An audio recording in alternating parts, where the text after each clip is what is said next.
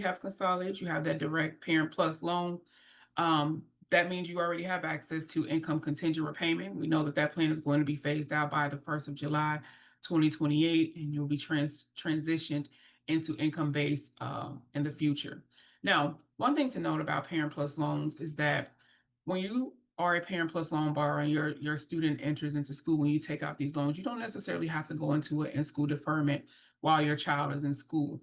Because what happens is when you are in that in-school deferment while your child is in school, that means that you could be losing precious time that you could be accumulating forgiveness credits, so to speak, towards getting the loans discharged. Meaning that if you are a Parent Plus borrower and you qualify for public service loan forgiveness, if you are currently sitting in a in-school deferment, and this means only if you can pay while your child is in school, that if you are sitting in this deferment while your child is completing their program and you qualify for PSLF, then that's potentially, 4 years that you are not getting credit because for PSLF, which I'm going to talk about later in this recording, you have to be actively paying under a qualifying repayment plan and also working for the qualifying employer. But if you are in that deferment along with while your child is in school, that means during that time you're not making any payments, and you're not getting any credit towards forgiveness. Okay.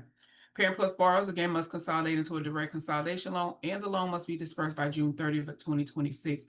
That's what I was speaking about earlier. That the Department of Education wants you to at least start that consolidation process 3 months prior to that date, because of all the backlog. You want to make sure that you are doing that. Parent Plus borrowers should not consolidate Parent Plus and non-Parent Plus debt together. The consolidation loans that includes any Parent Plus debt is subject to the One Big Beautiful Bill or OB3 restrictions. And if also some Parent Plus borrowers, you have your own federal student loans. And what happens is if you have your own federal student loans and also Parent Plus loans, your federal student loans, your direct federal student loans have more options than the Parent Plus loans. So if you do that consolidation together, then the system is going to be recognized. If you consolidate your Parent Plus loans and also your own student loans together, it's going to be recognized as it's going to be subjected to only the repayment options that are available for Parent Plus loans. So that's why it's important to know what your debt looks like. Do you have majority of your debt in Parent Plus loans, or is majority of that debt in your own personal loans?